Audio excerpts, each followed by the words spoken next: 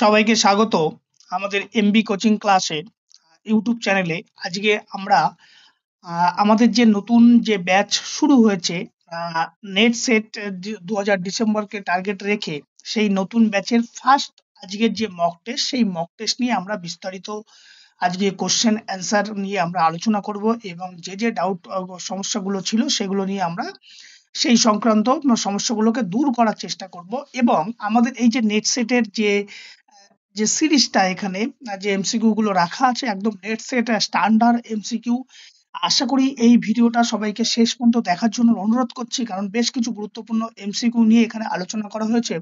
তাই আর কথা না বাড়িয়ে আমরা শুরু করি। যদি ভিডিওটি ভালো লেগে থাকে অবশ্যই ভিডিওতে লাইক করুন, কমেন্ট করুন এবং চ্যানেলটিকে সাবস্ক্রাইব করে রাখুন। কারণ আমাদের দুটো ব্যাচ প্যারালালি চলছে, একটা আপার প্রাইমারি আর একটা হচ্ছে নেট সেটের জন্য। কারণ আমরা সদ্য এসএলএসটি পিজি স্কেলের আমরা ব্যাচ আমরা সম্পূর্ণ সিলেবাস কভার করে আমরা 1.5 মাসের মধ্যে সেই গোটা প্রক্রিয়াটাকে শেষ করেছিলাম। তাই আপনারা যদি তোমাদের মনে হয় যে MB coaching class upper primary বা নেট সেটে ব্যাচে যুক্ত হবে, তাহলে অবশ্যই আমাদের সাথে যোগাযোগ করতে পারো আমাদের সাথে। কারণ আমাদের নতুন ব্যাচ সদ্য যা শুরু হয়েছে, কারণ এখানে যে সুবিধাগুলো পাওয়া যাবে সেটা হচ্ছে সম্পূর্ণ সিলেবাসের ডিটেলস বিষয়ভিত্তিক কভার করা হবে এবং সেই সাথে সাথে নিয়মিত মক টেস্ট করা হবে এবং যে সমস্ত মক টেস্টের কোশ্চেন অ্যান্সার গুলো নিয়ে ডাউট থাকবে সেগুলোকে ক্লিয়ার করার চেষ্টা করা হবে। তাহলে আমরা দেরি না করে আজকে আমরা শুরু করি আমাদের এই এমবি কোচিং ক্লাসের যে নেট সেট যে ব্যাচ চলছে তারই মক টেস্ট অন যে কিছু প্রশ্ন, এবং সেখানে আমরা ফুল সিলেবাস প্র্যাকটিসের জন্য জাস্ট ফার্স্ট মক টেস্ট। এটা হচ্ছে আমাদের ব্যাচে যারা ভর্তি হচ্ছে তাদের সাধারণত ইন জেনারেল নলেজ টেস্ট করার জন্য আমরা মূলত এই টেস্টটাকে আমরা রেখেছি। এরপরে ডে বাই ডে যত আমাদের সাবজেক্ট পড়ানো হবে তার ডিফিকাল্টিজ আস্তে আস্তে কোশ্চেনে তত বাড়বে। এখানে আমাদের টেস্ট নেওয়ার যে আমাদের যে ছাত্রছাত্রীরা যারা পড়ে তাদের বেশ কিছু গাইডলাইন এখানে দেওয়া আছে, কতগুলো প্রশ্ন আছে না আছে ইত্যাদি, সেগুলো নিয়ে আমি আর কথা বলছি না। আমরা যদি সরাসরি প্রশ্ন চলে যাই, ফার্স্ট 1 নম্বর প্রশ্ন আছে, the primary objective of physical education, adapted physical education, অর্থাৎ যে অ্যাডাপ্টেড ফিজিক্যাল এডুকেশনের প্রধান উদ্দেশ্য কি। এখানে অপশন যেটা দেওয়া আছে, option A to win medal, পদক জেতা, না এটা কখনোই হতে পারে না। Option B to to provide equal opportunity for differently abled person, yes, তাহলে কি ভিন্নভাবে সক্ষম ব্যক্তিদের সমান সুযোগ প্রদান করা, তাহলে option B is the correct answer. কারণ আমাদের যে অ্যাডাপ্টেড যে চাইল্ড বা স্পেশাল চাইল্ড যাদের থাকে আমাদের যে স্কুল কলেজে, তাদেরকে আমাদেরকে ইকুয়াল অপরচুনিটি অন্যান্য সাধারণ যে ব্যক্তিরা আছে তাদের মতো করে ইকুয়াল অপরচুনিটি তাদেরকে প্রদান করতে হবে। তাহলে অ্যাডাপ্টেড ফিজিক্যাল এডুকেশনের সেটাই প্রধান উদ্দেশ্য। তাহলে option B is the correct answer. Question number 2, question number 2 তে আছে, which philosophy emphasize learning by doing and is applied in physical education, অর্থাৎ কোন দর্শন কাজের মাধ্যমে শেখার উপর গুরুত্ব দেয় এবং শারীরিক শিক্ষায় সেটা প্রয়োগ হয়।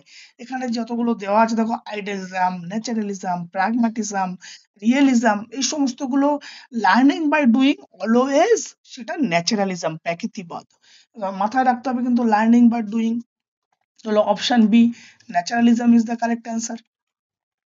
এরপরে আসে আমাদের question number 3, which country regarded as the birth place of gymnastics, অর্থাৎ কোন দেশকে জিমন্যাস্টিক্সের জন্মভূমি বলা হয়, এটা আমরা সবাই জানি, এটা হচ্ছে জার্মানি, অর্থাৎ option B is the correct answer. Question number 4, which of the following is not a principle of recreation, অর্থাৎ এই যে বিনোদন আমরা যেটা রিক্রিয়েশন বুঝি তার মধ্যে কোনটি নীতি নয়। আমরা যদি অপশনগুলোকে দেখি, যে ভলেন্টারি পার্টিসিপেশন, স্বেচ্ছাসেবী অংশগ্রহণ, ইয়েস এটা হতে পারে। এনজয়, আচ্ছা নীতি নয় বলেছে, আচ্ছা এনজয়মেন্ট এগুলো তো হয়। মানিটারি বেনিফিট না, মানিটারি বেনিফিট কখনোই একটা রিক্রিয়েশনের প্রিন্সিপাল হতে পারে না। তাহলে এখানে যেহেতু নট বলেছে, নট এ প্রিন্সিপাল, তাহলে option C is the correct answer. Question number 4, wellness mainly refers to wellness বা সুস্থতা বলতে আমরা কি বুঝি? এখানে দেখো যে অপশন গুলো দেওয়া আছে, অ্যাবসেন্স অফ ডিজিজ রোগের অনুপস্থিতি, না holistic health including physical mental and social wellbeing. Yes, শারীরিক মানসিক ও সামাজিক সুস্থতা সহ সামগ্রিক যে স্বাস্থ্য তাকেই আমরা ওয়েলনেস বলি। তার মানে wellness mainly refers to holistic health including physical mental social wellbeing. তাহলে option B is the correct answer. Question number 6, question number 6 এ আছে which of the following is not a characteristics of good teaching, অর্থাৎ নিম্নলিখিত কোনটি ভালো শিক্ষাদানের বৈশিষ্ট্য নয়।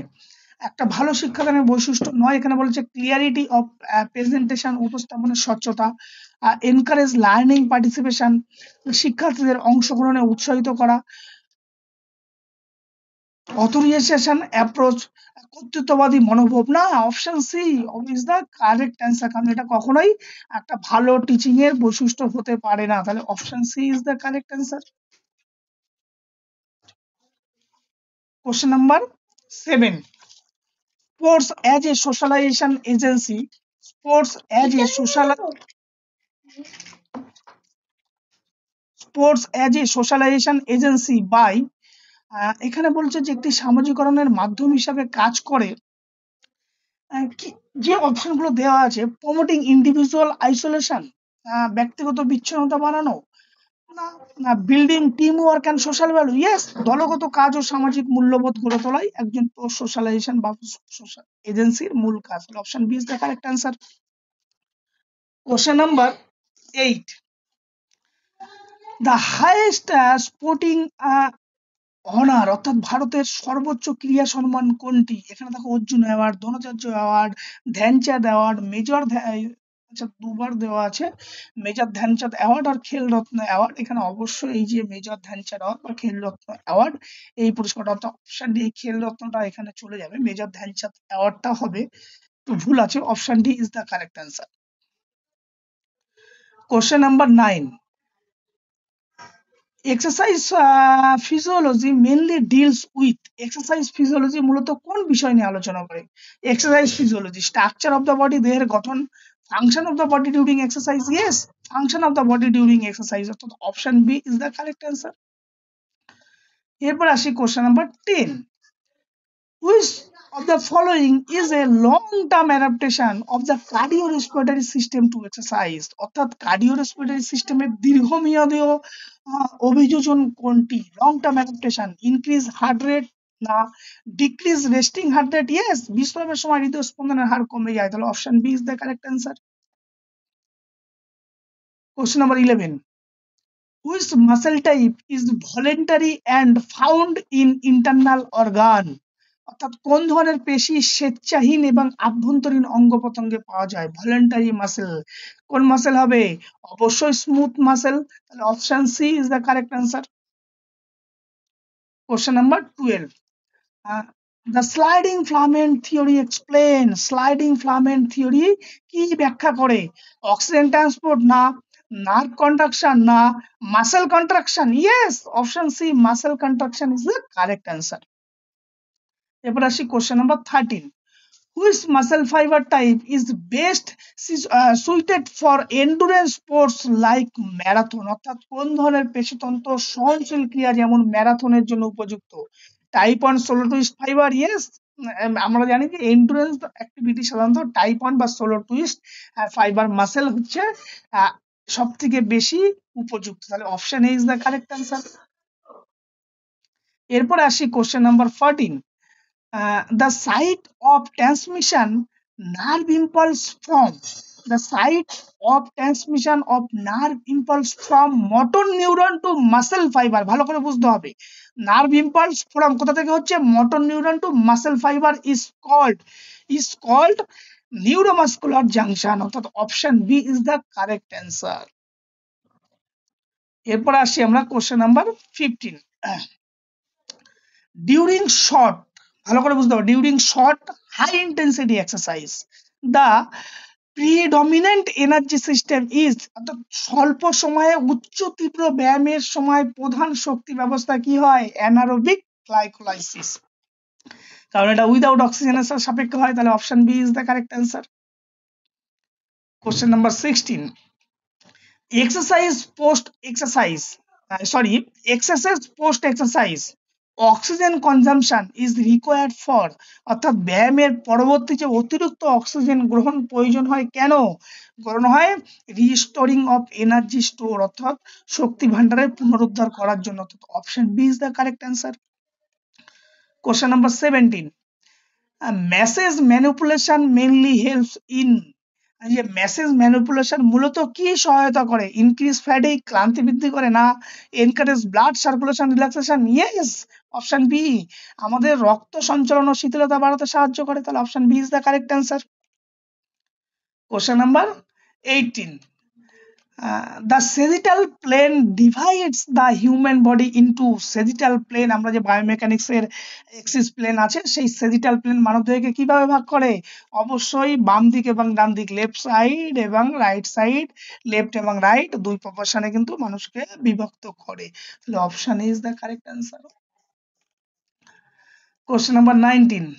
Which axis of the body is used to rotation during somersault? আমরা যখন somersault করি সেই সময় করার সময় কোন অক্ষের চারপাশে ঘূর্ণন হয়?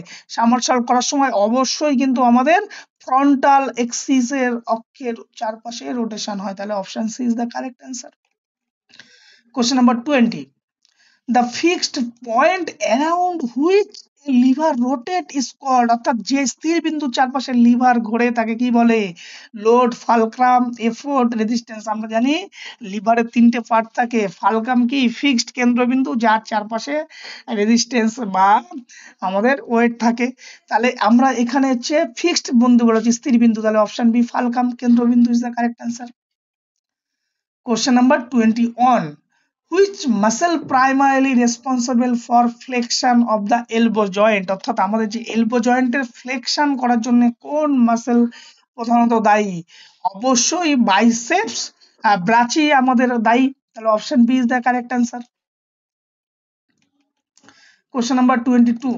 The resistance offered when two surface, the resistance offered when two surface slide against each other is called, মানে দুটো সারফেসে পরস্পরের বিরুদ্ধে যখন সরে যায় তখন সেই প্রতিরোধকে যেটা তৈরি হয় সেটাকে কি বলি আমরা? অবশ্যই ফ্রিকশন, অর্থাৎ option C is the correct answer, ঘর্ষণ। Question number 23. Kyphosis is a postural deformity related to, যে কাইপোসিস আমাদের যে বডি আপার বডিতে যে পশ্চারাল ডিফর্মিটিস হয় সেই কাইপোসিস যে বিকৃতির সাথে সম্পর্কিত কোনটা? Forward bending of the spine. Yes, মেরুদণ্ড কাইপোসিসের ফলে মেরুদণ্ড সামনের দিকে কিছুটা ঝুঁকে যায়, বেঁকে যায়। তাহলে option A is the correct answer. এরপরে আসি আমরা question number 24. Which law of motion explain inertia in sports, অর্থাৎ কোন গতিসূত্র ক্রিয়ার জড়তা ব্যাখ্যা করে? অর্থাৎ নিউটনের যে ল ছিল, first law, second law, third law, অবশ্যই ইনার্শিয়া, ল অফ ইনার্শিয়া হচ্ছে নিউটনের ফার্স্ট ল অফ মোশন। তাহলে option is the correct answer. Question number 25. Which of the following best explain the importance of sports psychology in physical education, অর্থাৎ শারীরিক শিক্ষায় sports সাইকোলজির গুরুত্ব কোনটি সঠিকভাবে ব্যাখ্যা করে? এখানে দেখো, to develop motor skill only, না to understand psychological factor influencing performance? Yes, option B is the correct answer. এই হলো আমাদের যে নেট সেট যে আমাদের সিরিজ গুলোর ভিডিও চালু হলো বা আমাদের ছাত্রছাত্রীদের যে মক টেস্ট গুলো করানো হয় তারই প্রথম 25টা প্রশ্ন। আমরা পরবর্তী আমাদের অবশ্যই চ্যানেলটিকে সাবস্ক্রাইব করে এবং পাশে থাকা বেল আইকনটি ক্লিক করুন, কারণ আমাদের এরপরে আমাদের এই বাকি পার্টের আরো 25টা করে প্রশ্নের পর যে সিরিজগুলো আসবে তাহলে সেগুলো খুব সহজেই তোমাদের কাছে পৌঁছে যাবে। তোমরা সেগুলোকে দেখতে পারবে এবং ভিডিওটি যদি ভালো লেগে থাকে অবশ্যই ভিডিওতে লাইক করুন, কমেন্ট করুন এবং চ্যানেলটিকে সাবস্ক্রাইব অবশ্যই করে দেবেন, যাতে সবার আগে বা এই ধরনের যে সমস্ত যে ইনফরমেশন, যে আপার প্রাইমারি যে সিলেবাস ভিত্তিক details note plus mock test, সেই সাথে সাথে নেট সেটের যে details class plus mock test, যাতে সবার আগে তোমাদের কাছে পৌঁছে যায়, অবশ্যই চ্যানেলটিকে লাইক, শেয়ার এবং চ্যানেলটিকে সাবস্ক্রাইব করে দেবেন। তাহলে সবাইকে ধন্যবাদ ভিডিওটি শেষ পর্যন্ত দেখার জন্য।